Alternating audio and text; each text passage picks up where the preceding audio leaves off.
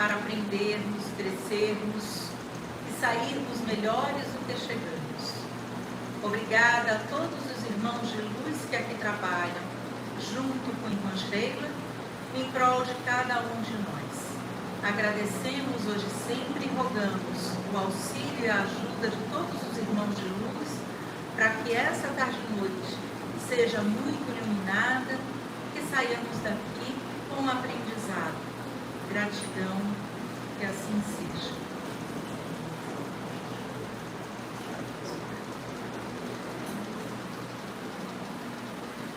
Hoje nós não teremos a presença do querido amigo e irmão Flávio Santos. Ele teve um contratempo, mas no lugar dele, não menos importante, nosso querido Ariosvaldo Bezerra falará conosco hoje sobre o tema a verdadeira propriedade, e é a quem eu passo a palavra agora.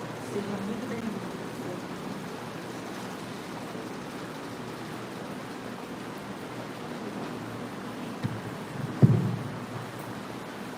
Meus irmãos e minhas irmãs, que a paz do Senhor esteja conosco.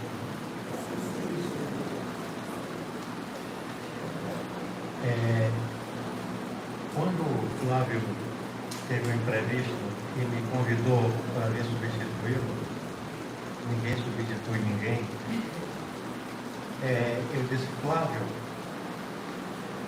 parece que durante esse mês nós estamos falando sobre Jesus e Maria. Mas falar sobre o Evangelho é falar sobre Jesus. E esse tema está no capítulo 16 do Evangelho segundo o Espiritismo, no item 7, a verdadeira propriedade.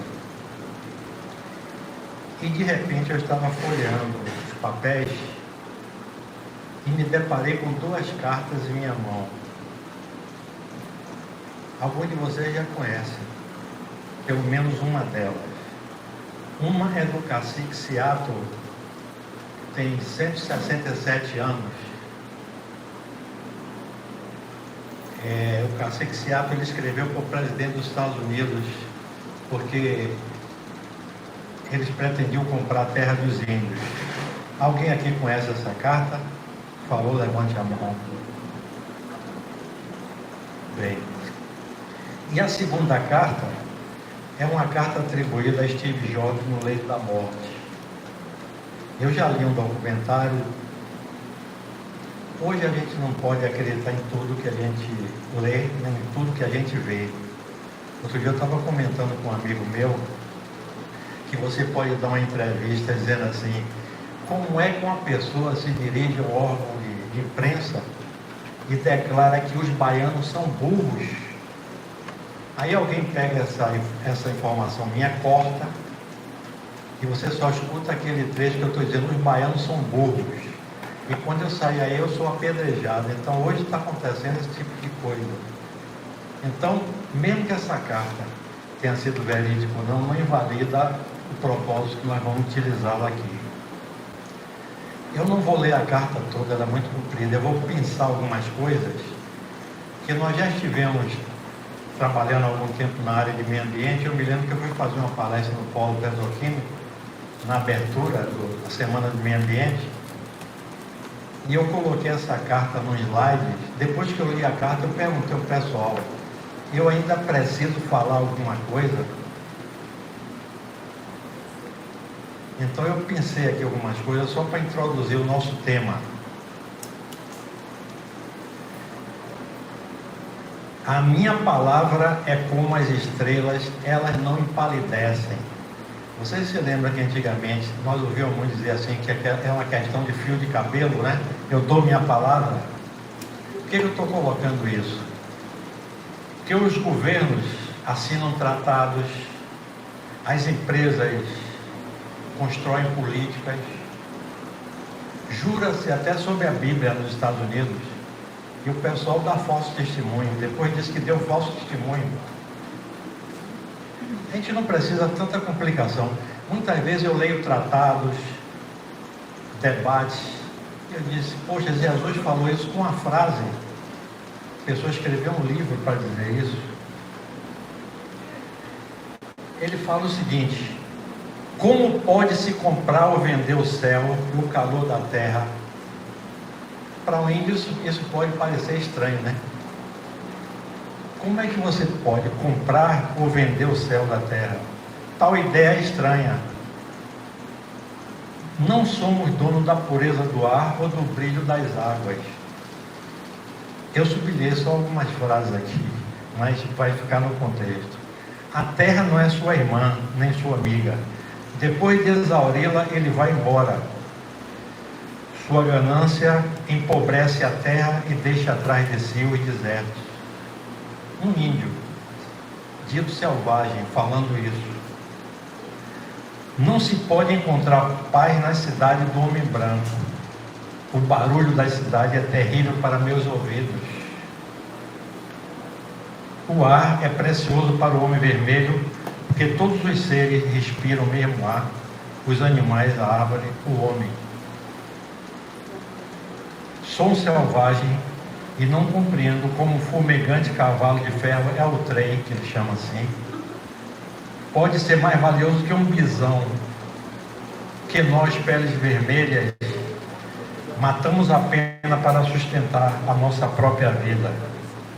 Causar dano à terra é demonstrar desprezo pelo Criador.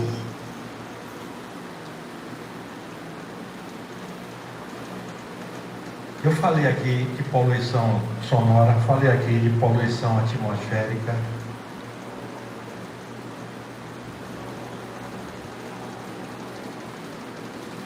E a questão do valor também.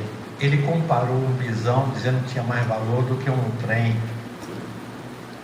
Há um mês atrás, alguém arrematou a camisa que Maradona fez o gol contra a Inglaterra por 44 milhões de reais. De vez em quando eu fico olhando assim, nós estamos ficando doidos ou já estamos? E a outra carta, atribuída a Steve Jobs, ele diz assim: eu alcancei o pináculo do sucesso no mundo material. Aos olhos dos outros, aí eu coloquei aos olhos da maioria, porque eu não gosto de generalizar. Minha vida é um total sucesso. Entretanto, fora do trabalho, eu tenho pouca alegria. No fim, a riqueza é apenas um fato da minha vida com a qual eu me acostumei. Aí eu pergunto assim: nós precisamos chegar aos últimos minutos de nossa vida para entender isso? E o problema é que a gente não sabe quando é que vai chegar. Esse é que é o problema.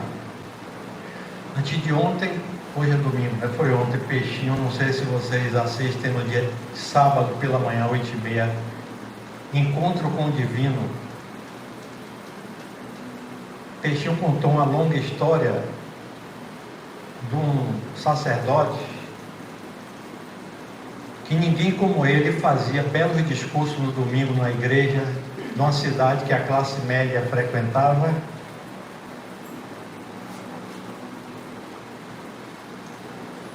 E que o discurso era no domingo e numa sexta-feira alguém chegou na casa dele, mal vestido, mal cheiroso, com aspecto de desnutrição, pedindo ajuda a ele, que estava desempregado há muito tempo, os filhos estavam passando fome, e o pastor estava muito preocupado com o discurso, o viu por educação, e depois disse que ia pensar no caso dele, e ele foi embora.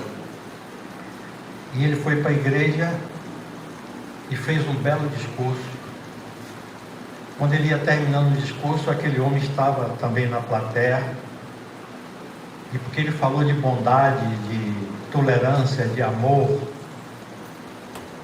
aquele mesmo senhor levantou-se e perguntou assim: vocês poderiam, eu gostei muito do discurso, não tenho nada contra vocês, mas vocês poderiam me mostrar um lugar onde isso se pratica?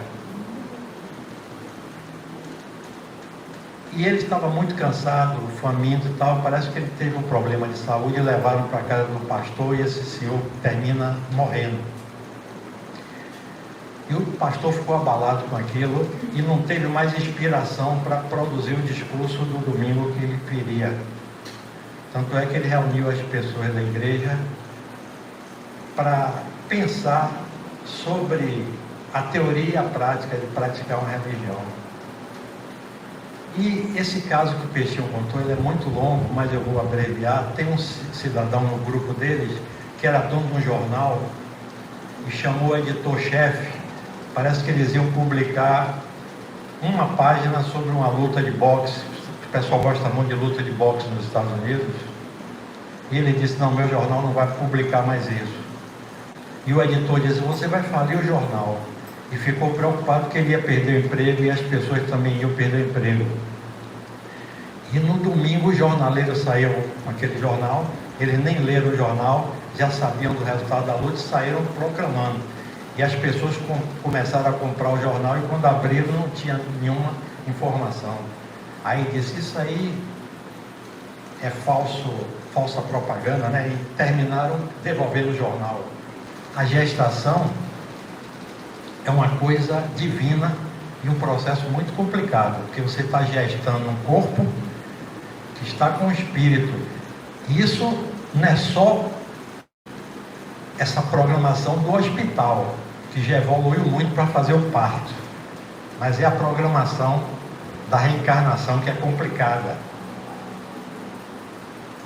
Então a mulher ficou e o homem saiu. Hoje você vê, por exemplo, essa agressão à mulher, porque o homem às vezes é mais forte fisicamente, entre aspas, porque tem algumas mulheres aí que já estão lutando no MMA que eu não me arvoro a desafiá-las.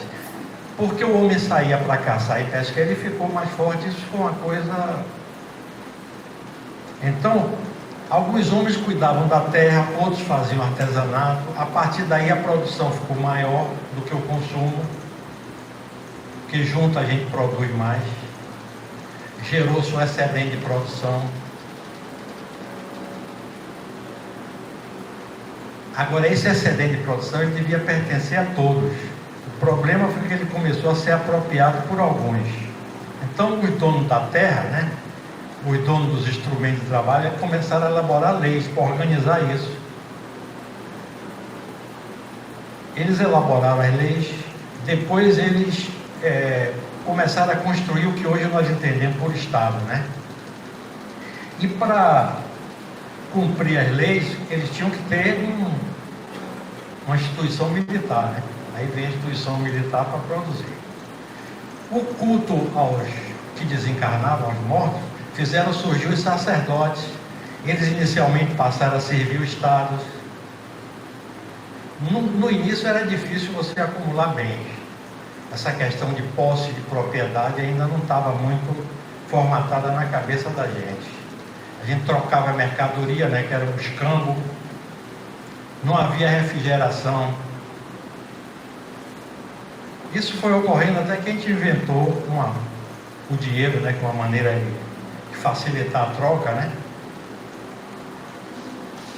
Mas esses objetos essenciais à subsistência da gente, por exemplo, às vezes eu pergunto à pessoa, o que é mais importante para a sua vivência, para a sua subsistência física? Você tem ideia do que é mais importante para a sua subsistência?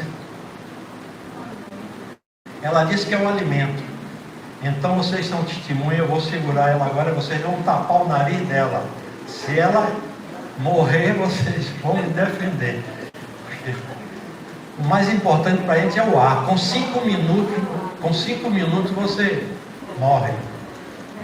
O alimento, talvez 7, 10 dias. Porque tem aquela pirâmide de Maslow que a gente aprendeu, né? Para a necessidade física, que hoje já tem no pico a questão psíquica e mental. Porque hoje as doenças não é do corpo físico, as doenças de hoje, antigamente era lepra, era tuberculose, hoje é depressão, é estresse, é suicídio, o pessoal está se afugentando na droga. Está se afugentando na droga. Então, esses elementos essenciais dos quais nós dependemos é o ar, a água, o alimento, o vestiário, a moradia, né? Então, desde o iluminismo, O iluminismo foi um movimento intelectual que dominou o mundo, né? As ideias do mundo no século de 18 para 19. Então, esse tema propriedade vem causando discussões até hoje.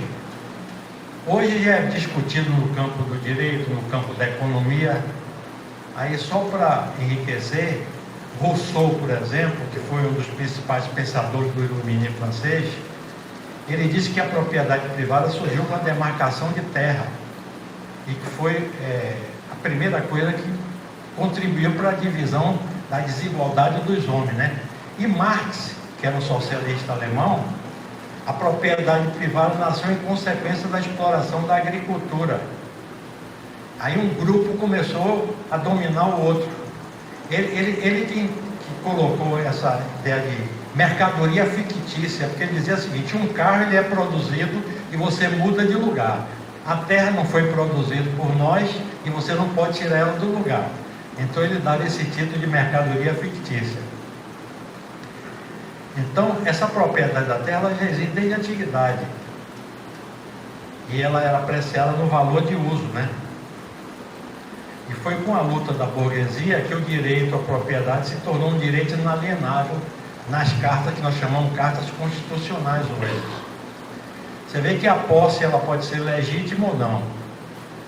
A propriedade em tese deveria ser legítima, mas tem propriedade que não é legítima. Porque dizem que a propriedade legítima é só aquela que é adquirida sem prejuízo de outra pessoa. Agora vocês podem observar que os tribunais estão cheios de questões de herança. Os herdeiros mobilizados, às vezes ele mobiliza inúmeros advogados, tentam valer a sua cota na herança, que julgam deve ser diferente daquela que está sendo proposta em nível de consenso. Quão difícil é consensuar esse movimento de partilha dos bens. Essa semana eu passei aqui num bairro e vi um prédio de uma pessoa que eu conheci. Ele enriqueceu muito porque ele não gastava dinheiro. Ele usava roupa, eu me lembro, tinha uns sacos de farinha, parece que ele fazia roupa com aquele saco para não gastar dinheiro. Mas ele acumulou, fez prédio, comprou carro, tinha muitas propriedades. E hoje o edifício dele está fechado em ruína porque os filhos estão brigando, não usam e está lá, parecendo uma ruína os prédios. Então você vê como é complicada essa questão. Quão difícil é a gente consensuar isso. O ser humano em si mesmo ele traz muitas dificuldades existenciais. E aquilo que é o seu ser essencial, ele tenta substituir pela aparência, pelos aspectos externos. Nós sempre confundimos o ter pelo ser. Isso é uma história que a gente vem. Você pode observar que a sociedade ela vem tentando instituir várias formas de regime durante séculos, mas o avanço tem sido muito lento no campo moral e da espiritualidade. Eu tive um colega meu, Eduardo Pavese, ele fez curso de Química na Rússia. Ele se formou em 1971, 72. 71 nós estávamos em plena ditadura militar. Me lembro quando ele chegou aqui, ele foi recebido pela polícia, pelo exército. Porque ele fez um curso num país comunista, não tinha nada a ver com. E ele me contava o quê? Sério, Evaldo, você tem uma empresa onde você tem 3 funcionários, A, B e C. Todos ganham 5 mil reais. Somente que o A produz muito e o C faz corpo mole. Aí o A olha para você e faz: se ele ganha 5 mil igual a eu, sem fazer o sacrifício que eu faço, eu posso baixar o nível. Nunca você joga para cima, você joga para baixo. Aí os sistemas vão ficando. Quer dizer, o problema não é do sistema, o problema é do homem. O problema é do homem. Eu escuto muito, eu vejo. Outro dia eu vi Daniel Alves jogando futebol e jogaram uma banana para ele, né? Fizeram aquele movimento de macaco e ele pegou a banana, comeu, agradeceu e pronto. Chico disse que quando não ofensa, não é ofendido. Por que eu tenho que ouvir todo dia na televisão esse problema do racismo? Todo dia, a mesma coisa. Michael Jackson, você viu que ele teve que fazer Ele fazia cirurgia. Eu me lembro que o nariz de Michael Jackson era assim, depois ficou assim. A pele dele também, ele tomava aqueles hormônios para mudar de pele. Eu pensei assim, será que Michael Jackson, na outra encarnação, ele combateu os negros e agora veio, né? Porque às vezes a lei de causa e efeito faz isso, e ele não se conformou mesmo assim.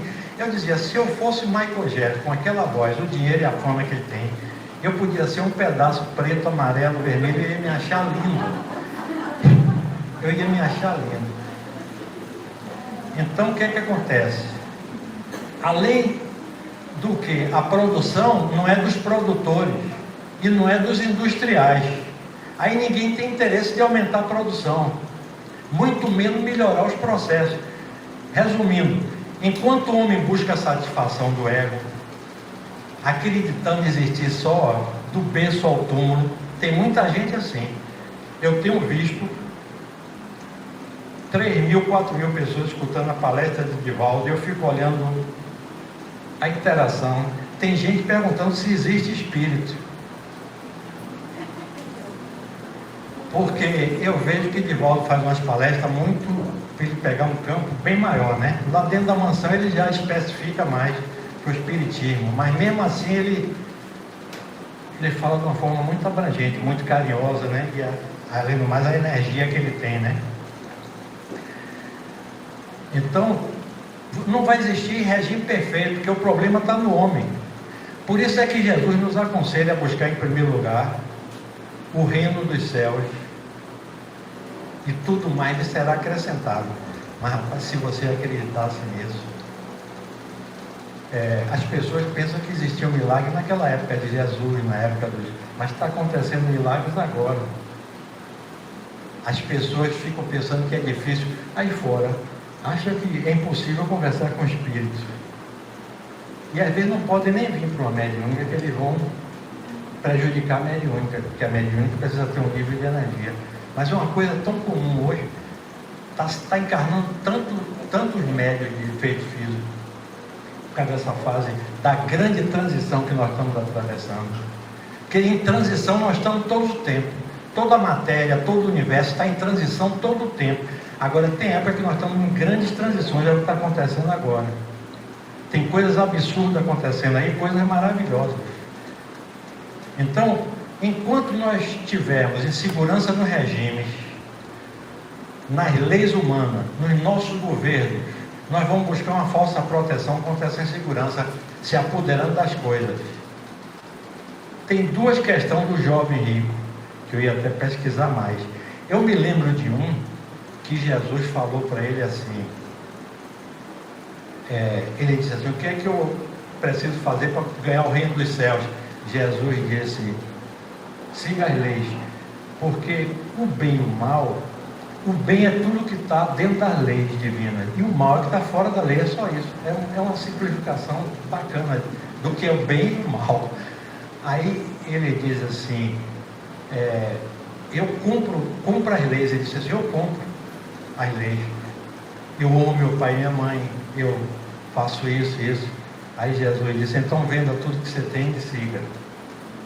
Ele disse, não. Esse tinha uma corrida de biga, que até o César parece que ia assistir. Ele aí preocupado disse assim, não, eu vou fazer a corrida e depois eu volto. Agora quando Jesus diz assim, venha, a pessoa tem que confiar. Se a pessoa não confiou, Jesus sabia que ele ia desencarnar na corrida, ia dar uma trégua a ele, mas não podia dizer isso a ele, ó, venha que você vai morrer. Aí ele iria. Então,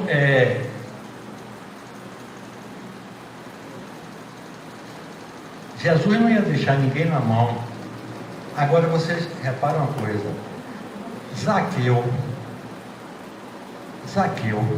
que era um cobrador de imposto baixinho e estava bem economicamente, subiu na árvore, porque não podia ver Jesus, e Jesus disse assim, desce Zaqueu, né? Que hoje nós vamos fazer refeição em sua casa. Aí foi o Lucas, não foi, que era Levi, que era cobrador de impostos também, foi o primeiro a reclamar, como é que o senhor vai fazer refeição Aí Jesus disse: lembre que você era cobrador de impostos também, vocês não se conhecem. Agora, o problema era que Zaqueu estava preparado já. Zaqueu ele cuidava dos empregados dele como ninguém cuidava. Ele já estava preparado. Ele disse assim: se eu errei, eu dou o dobro do que eu tomei dos outros. E Jesus sabia disso, como ele sabia de Madalena, como ele sabia de Paulo. Entendeu? Zaqueu era mal falado, mas ele já ajudava sem ninguém soubesse os empregados. É muito difundido hoje e muitos acham que os bens são do ter e que esses bens são inferiores aos do ser, os bens espirituais e morais. O símbolo do ter é o dinheiro. O dinheiro em si não é riqueza, é um meio. Você imagina aquele cidadão sozinho numa ilha, sozinho a vida toda, você dá 1 bilhão a ele vai queimar para não morrer de frio, vai fazer colchão com dinheiro, porque não vai servir. Tem aquela história de Robinson Crusoe na ilha também, né? Que fica... O problema não é você ter dinheiro, o problema é você se apegar ao dinheiro. E muitas vezes os religiosos interpretam mal, e nós também interpretamos mal o Evangelho. No Rio de Janeiro tinha um rapaz que ele se apaixonou por uma menina, e a menina era testemunha de Jeová ou alguma coisa dessa. E convenceu ele para a igreja. E no dia que ele foi, era exatamente esse discurso de servir a Deus ou a Mamon. Aí o padre diz assim, que quem tinha dinheiro tinha que vender tudo. Ele disse: olha, eu vou continuar agnóstico, estou fora da igreja. Vou continuar agnóstico e eu estou fora da igreja. Então, o dinheiro não é riqueza, ele é meio útil para o nosso sustento, da família, a gente... O problema não é ter o dinheiro, o problema é você ficar apegado ao dinheiro. Esse é o problema.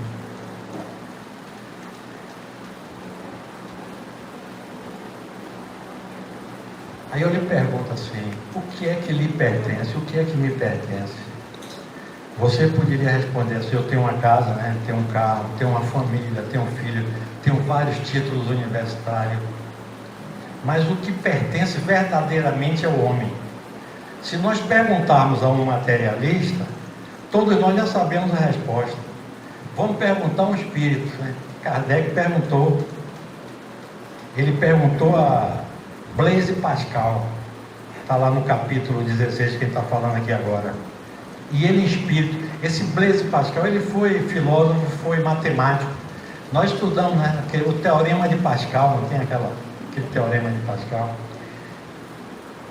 Ele diz assim: o homem só possui em plena propriedade aquilo que lhe é dado levar deste mundo, da terra, quando desencarna. Eu vou dizer deste mundo, porque hoje a turma já está viajando aí. O restante é usufruto. O usufruto é o direito que você tem de gozar durante certo tempo, né? A gente só possui o que é de uso da alma. Tudo o que é uso do corpo não lhe pertence. E o que é uso da alma? A nossa inteligência que a gente desenvolve. Olha, fisicamente a gente não pode até melhorar um pouco na academia, na alimentação, mas você já nasce para ter aquela altura, aquela cor, o sexo. É uma coisa que a lei divina já... Agora a inteligência da gente, a espiritualidade é trabalho nosso. É trabalho nosso. Eu estava olhando ali umas fotos que tem ali. Como é o nome daquele senhor que era mineiro? Ele faleceu aqui, era jovem. Uma vez teve uma peça aqui, Bassuma fez o papel de Jesus, ele fez o papel do franciscano Rafael, e eu fiz o papel do outro franciscano também. Aí eu olhei ali, Rafael já não está mais aqui. Aí eu procurei, cadê Milânia? A Milânia se afastou por doença. Então eu estou citando isso, eu podia levar um tempão citando outros que já saíram daqui, outros. Assim é na cidade, em volta da gente, nossa família. Eu tenho um amigo que eu ligo para ele aqui hoje, mais ou menos da minha idade, ele fez um médico já detectou uma demência que eu estou tendo. Aí ele fala para a mulher: traga um pedaço de papel e um lápis. Aí diz, qual é o número do seu telefone? Eu digo, 9104-1719. Ele fala, é um número fácil de gravar. E depois ele esquece. Toda vez que eu ligo com ele, ele fala a mesma coisa. Eu tenho uma garrafa, tenho uma caixa de vinho aqui, você vem aqui tomar, eu vou combinar com você, eu vou ligar para você. Já tem 6 ou 7 anos que eu ligo para ele sempre, me lembrando. Eu estou me lembrando daquele senhor que tinha a esposa dele estava com mal de Alzheimer, e ele ia todo dia, no lugar que ela estava internada, tomar café com ela. Aí o dono disse assim, rapaz, por que você vem aqui, rapaz? Ela não se lembra de você, nem sabe quem é você. Diz assim, o problema é que eu sei quem ela é. Você entendeu? Então nessa hora a gente tem que entender que o Espírito é que está ali. Isso aqui é só um aparelho por qual a gente se comunica, e vai ter uma hora que vai falhar. Outro dia eu vi o Marcel falando assim, Divaldo, enquanto ele estiver lúcido, como ele está com 92 anos, ele vai falar. Mas a gente fica pensando assim, você imaginou um Divaldo sem lucidez? Né? Eu fico olhando assim. Mas nós estamos num planeta de provas de expiação, né? Nós estamos num planeta de provas. Eu vou fazer uma analogia aqui. Quando a gente viaja para um país estrangeiro, a bagagem que nós levamos consta de que objeto? Os objetos que nós vamos utilizar lá, né? A gente vai usar a moeda do país, a gente vai se comunicar na língua do país. Se o país é muito frio, a gente vai levar roupa apropriada. E a gente não esquece que quando a gente desencarnar, a gente vai ter que ter esse mesmo cuidado. Porque um viajante que chega numa hospedaria, só dá um bom alojamento a ele se ele puder pagar. Para quem tem menos dinheiro, vão disponibilizar para ele um aposento menos agradável, né? Quem não tiver dinheiro vai arrumar outro recurso, pedir um favor, dormir lá atrás, né? O mesmo sucede quando a gente chega no mundo espiritual. Não tem aquela história da rainha que chegou lá em cima e tinha uns subordinados que lá ela era superior à rainha? Porque o ouro lá não vai valer de nada, o dinheiro não vai valer de nada. Não vai ser com ouro, com as moedas que nós vamos pagar. Ninguém vai perguntar o que a gente tinha quando esteve aqui na Terra. Qual é a posição que a gente ocupava aqui. Se você era doutor, se era operário. Os lugares lá são conquistados com a prática do bem, né? Com dinheiro, na Terra, você pode comprar aqui casa, roupa, alimento. Mas aqui tudo lá em cima só se paga com as qualidades da alma. Aí a gente pergunta, nós somos ricos dessas qualidades? Isso não é uma coisa que a gente vai conseguir numa encarnação só não, né? O trabalho da alma é um trabalho para várias encarnações. Nós já estamos até bastante avançados, né?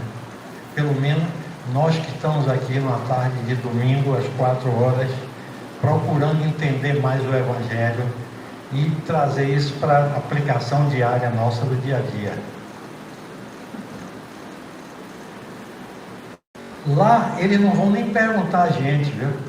Porque aqui, quando chega um indivíduo, você vê se ele é alto ou baixo, se ele é gordo ou magro, se ele é do sexo masculino ou feminino. Se olhou, você já sabe tudo isso, só com esses olhos. Lá, todas as qualidades estão estampadas no perispírito. É porque a gente estuda muito e a gente não faz analogia. Eu, quando não era espírito, eu tive em Minas e tinha um amigo que tinha visão, mas ele não era espírita. E eu conversava muito com ele, eu achava curioso. E ele dizia que uma das narrativas que ele me deu foi que ele viu algo como uma bola de fogo.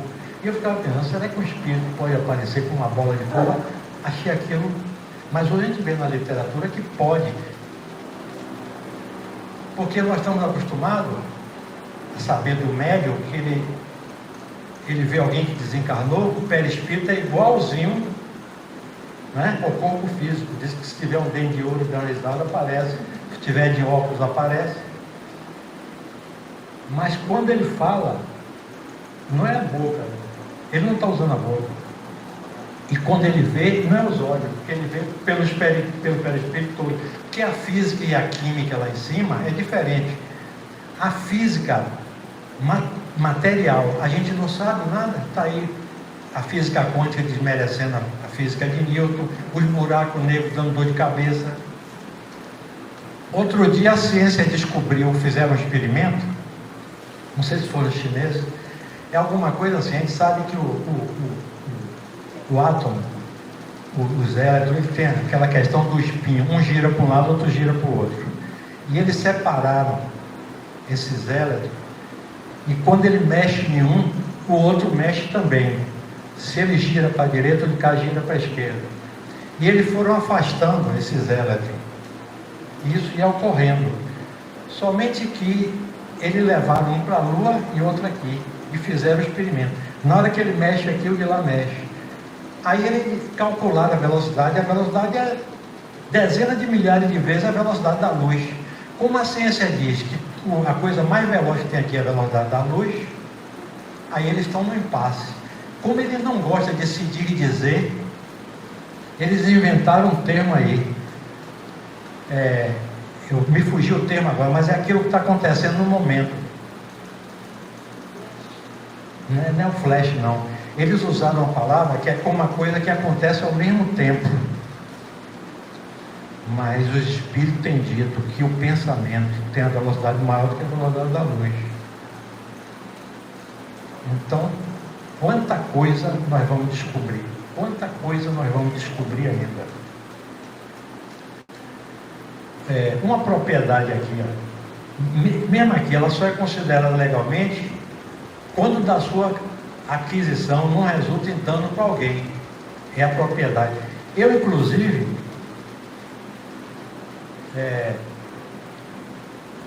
está chegando ao final, faltam 20 minutos. Nada nos pertence, nem o corpo físico nos pertence. Porque se assim fosse, nós o levaríamos conosco, entendeu? Tudo que nós possuímos é um empréstimo de Deus, a fim de que nós o utilizemos em benefício de nós e dos outros. E esses bens podem ser retirados sem o nosso endosso a qualquer momento. E a gente tem que saber acatar isso. Eu gosto muito daquele boneco que o pessoal bate nele e ele volta. Ela diz que é João Bobo. Eu estou dizendo, nunca vi um camarada mais esperto do que esse. Porque repare, olha, separou do casamento, ele volta. Ó, você faliu, ele volta. O filho suicidou-se, ele volta. E ela diz que é João Bobo. Imagina se fosse sabido o camarada desse.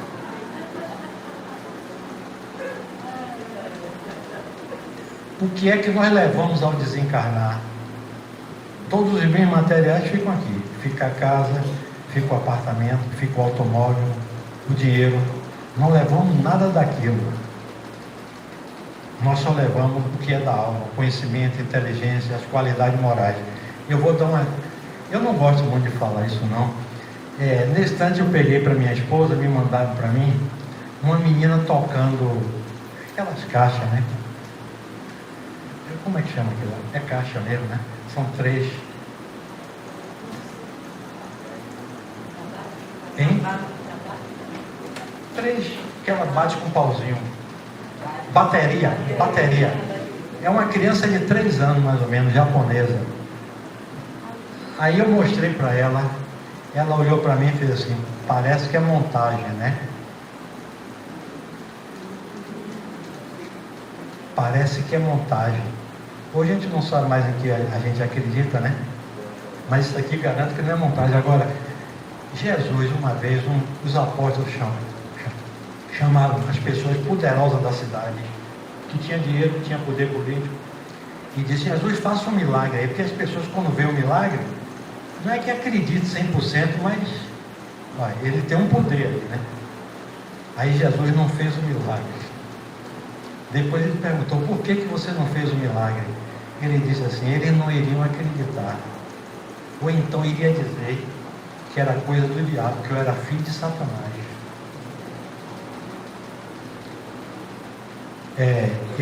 Que eu ia contar isso aqui para você, né? Essa questão. Eu em 2006, 2006 agora, né? Eu entendi de fazer o curso de engenharia civil. Aí eu fiz o curso de engenharia civil, acabei, eu pago até o crédito na Católica.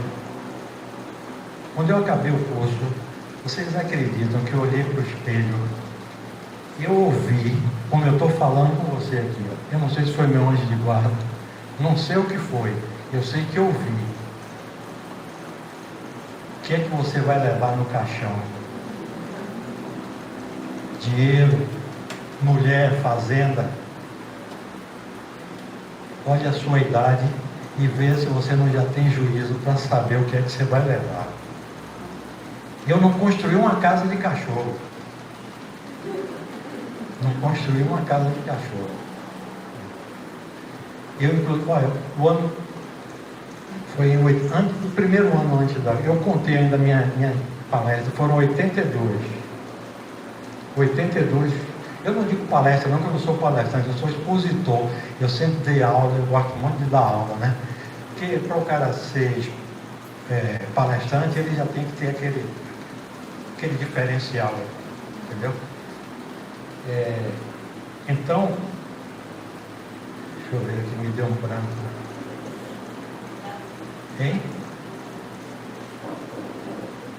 Então nós não levamos nada, nós só levamos a... Foi. Agora repara uma coisa. Quando você entra numa situação de aperto financeiro ou o que for, surge uma coisa que você não imagina como aconteceu, ele tira da situação.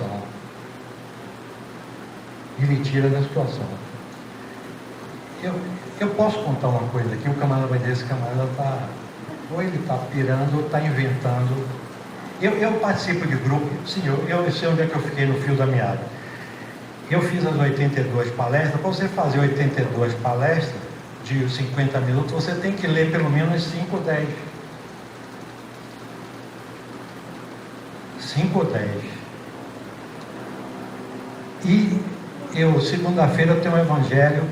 Achei que estava fazendo grande coisa, um evangelho por semana. E eu vi um palestrante dizer que faz um evangelho todo dia. Eu disse, toma ali, irmão.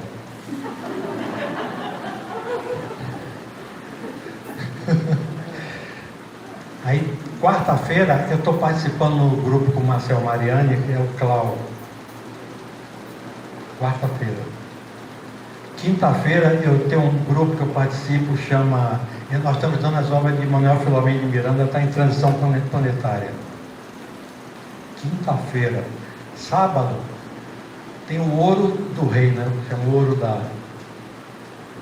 que é um grupo de autoconhecimento. Esse grupo de autoconhecimento, eu falo para Celso, quando você programar a palestra, programe muito na área de autoconhecimento e reforma íntima, porque é o núcleo de tudo. É o núcleo de tudo.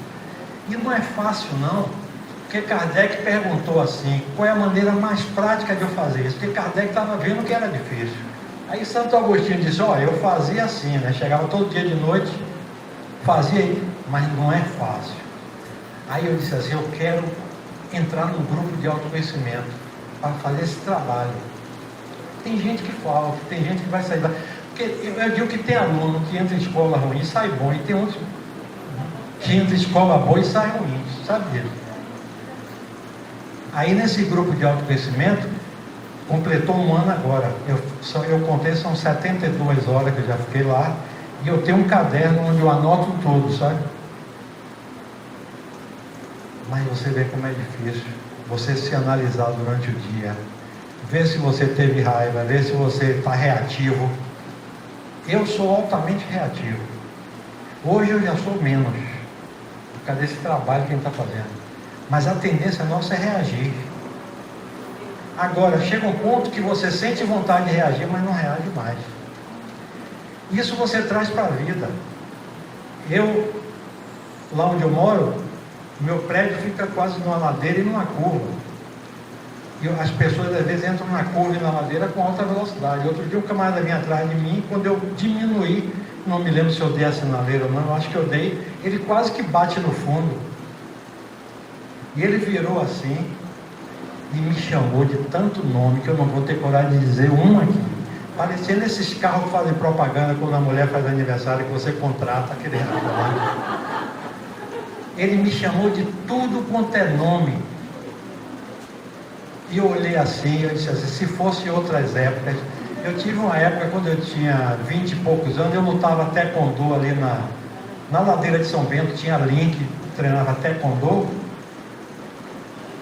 Eu lutava taekwondo e eu achava bonita as pessoas que usavam óculos espelhados para você não ver nem o olho. Você está risado. Então hoje, eu já parei, olhei para ele e disse assim, se fosse outra época, talvez o velho já tivesse tirado os 3 dentes dele. Mas ele deve estar com problema. Meu irmão, você vá com Deus. E entrei na garagem. 3 horas depois, quando eu saí, o porteiro veio para mim e disse, olha, Oswaldo, aquele senhor que estava ali xingando de tudo quanto é nome ali, voltou aqui, rapaz, parece que ele estava meio choroso, procurando você para pedir desculpa. Então como é que eu vou agredir um homem desse? Outro dia eu vi um exemplo fantástico de um senhor que ia caminhando de férias nos Estados Unidos e alguém bateu no ombro dele e disse, ei, você não está me conhecendo? Ele fez, não. Você não se lembra de mim? Olha, hoje eu sou professor, graças a você. Ele disse, como foi isso? Ele disse, você era professor e eu roubei um relógio de um amigo meu que eu achava bonito, coisa de menino.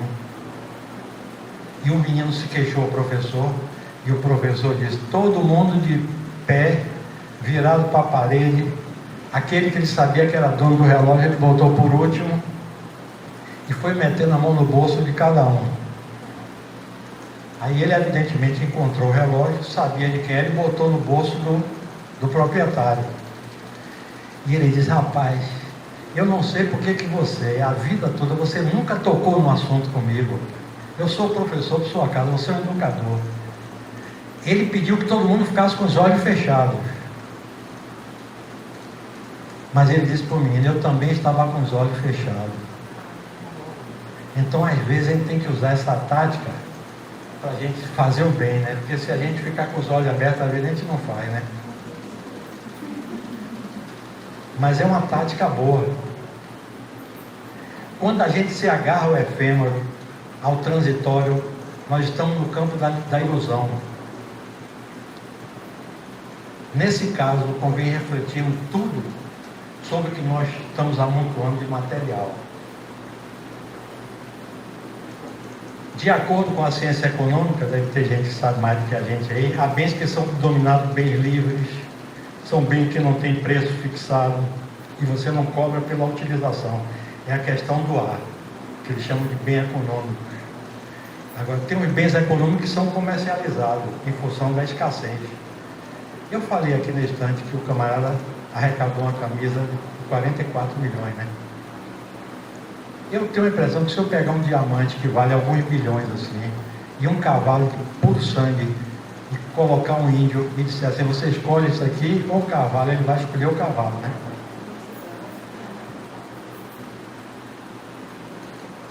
Então, a propriedade privada é apenas um meio da gente se apropriar de um determinado bem. Eu já cheguei, não falei disso aqui não, né? A gente está falando de propriedade. Vocês sabem desse caso de Humberto de Campos, em Minas Gerais, que foi para o tribunal? Humberto de Campos. Um dos livros mais conhecidos de Humberto de Campos é Brasil, Coração do Mundo, Padre do Evangelho. Tem pessoas que dizem assim, você já me vem com essa história desses espíritas dizer que tem espírito que está escrevendo o livro aí, eu não acredito nisso. Muita gente fala assim. Agora reparem aqui, o outro lado da história. Esse daqui acreditou até demais, porque Humberto de Campos foi a cadeira 20 da Academia Brasileira de Letras. Ele, o que é que ele fez? A partir de 1937, 3 anos após a morte de Campos, várias crônicas e romances atribuídos ao escritor começaram a ser psicografadas pelo médium brasileiro Chico Xavier. Entre as obras todas editadas pela Federação Espírita, A de maior notoriedade entre os espíritas brasileiros foi Coração no Mundo, Padre do Evangelho. Em 1944, Segunda Guerra acabou em 45, né? A viúva de Humberto de Campos, em conjunto com os 3 filhos do casal, ingressou em juízo, movendo um processo contra a Federação Espírita Brasileira e contra Francisco Cândido Xavier, no sentido de obter uma declaração por sentença de que essa obra mediúnica era ou não do espírito de Humberto de Campos, e que, em caso afirmativo, que ela obtivesse os direitos autorais da obra. Por sentença de 23 de agosto de 1944, Dr. João Frederico Mourão Roussel, juiz de direito em exercício número 8 da Vara Civil do antigo Distrito Federal, ele deu isso. A opção pela utilização do pseudônimo do irmão X, sabe como foi que o juiz saiu dessa? Não sei se está aqui. O juiz disse que na legislação brasileira não tinha cobertura para dar um ganho, aqui, ó. Ele diz aqui, ó, a partir do 6º, publicado em 1945, passar a ser atribuído ao espírito irmão X.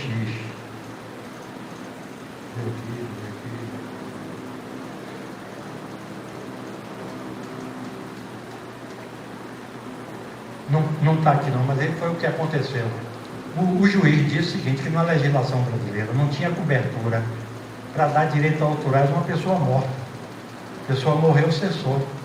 Na legislação não cabia isso. Aí Humberto de Campos, sabendo disso lá em cima, disse, eu vou evitar confusão lá embaixo. Começou a escrever com o pseudônimo de irmão X. Agora, tem pessoas que às vezes vêm ao centro pela primeira vez, tem outros que frequentam algumas vezes e não entendem a complexidade do que é isso aqui. Nós estamos com 14 bilhões de espíritos desencarnados e 7 bilhões encarnados em completa interação. Nesse estudo nosso de transição planetária, a gente vê o quanto esses espíritos trabalham. Nós evoluímos aqui e evoluímos lá. Tem qualidade que nós temos que adquirir aqui, tem outra que nós temos que adquirir lá. A gente não retrograda, mas tem muita gente que fica, ó, até um certo ponto. É quando tem, ó, você está repetindo o nome demais aqui, está prejudicando a evolução, eu vou tirar você e colocar numa escola de repetente. E a coisa é tão científica. Eu faço essa pesquisa não para mostrar, para eu acreditar mais, que eu acredito, mas que eu vou dialogar com alguém e alguém vai, eu vou usar esse argumento para convencer a pessoa.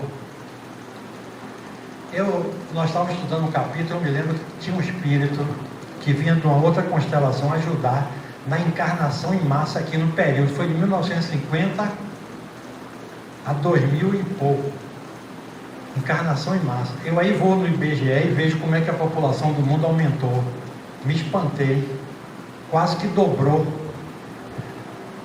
A coerência entre a informação que o mundo espiritual está dando e o que acontece aqui.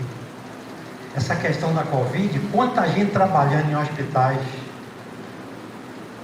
Eu tinha muita dificuldade de entender essa questão que a gente lia nos livros, do espírito ficar dizendo, olha, obedecendo essa hora, viajando, porque isso aqui é uma mentira, né?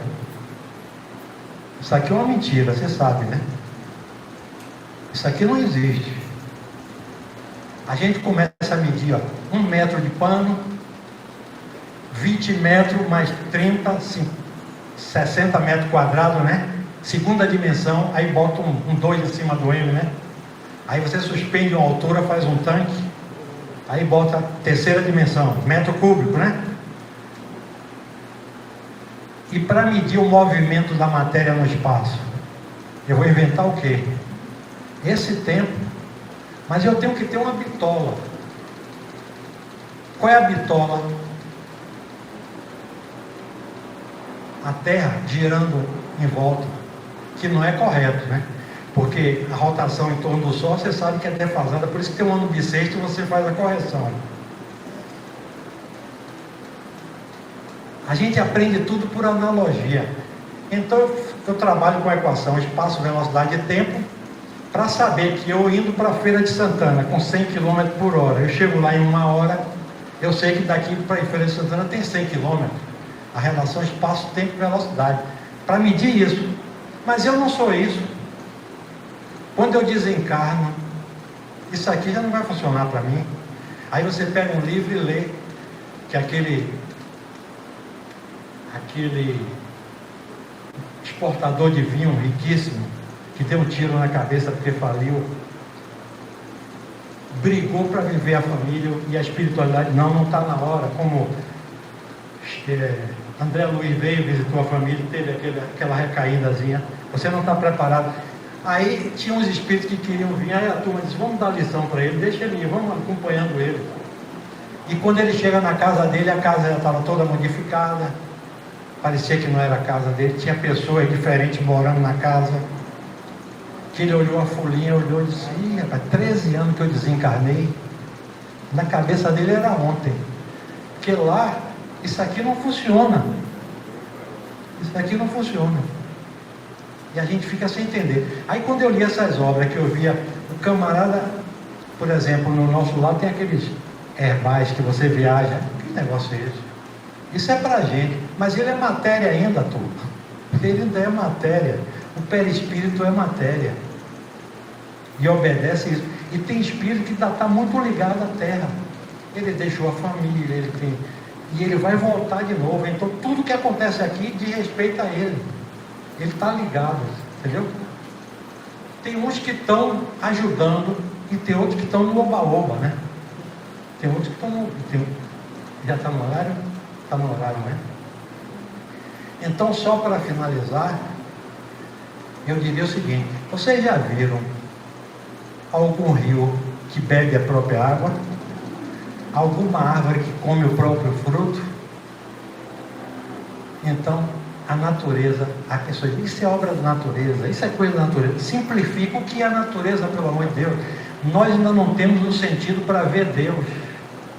Se você perguntar a um cego de nascença, defina o que é vermelho, azul e verde para mim. Um cego de nascença, você imagina, você nasceu cego, alguém lhe pergunta: me descreva o vermelho, o azul e o verde. Você não vai descrever porque você não tem esse sentido da visão. Então nós não podemos descrever Deus, ainda entender Deus, porque nós ainda não temos sentido. Só os puros de coração verão a Deus, está lá na bem-aventurança. E os puros de coração são aqueles que não precisam mais reencarnar. Só eles vão ver. Eu não vejo nenhuma bactéria nesse copo d'água com esse olho. Eu olho aqui, eu não vejo Marte, não vejo ninguém. Então não precisa Jesus, preocupado com a gente, quando ele sabia que a missão dele ia terminar, ele enrolou uma toalha na cintura, pegou um balde de água e começou a lavar os pés dos apóstolos. E Pedro: eu não sou digno disso, não queria, não, vou lavar.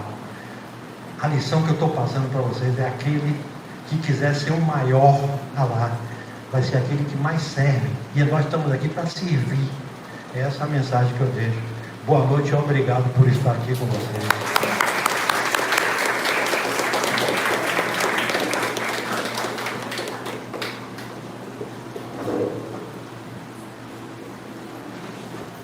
Depois de ouvir uma palestra dessa tão boa, né? Então vamos passar para a segunda parte dos nossos trabalhos. E eu convido os passistas para se organizarem no salão para fazermos o passe coletivo.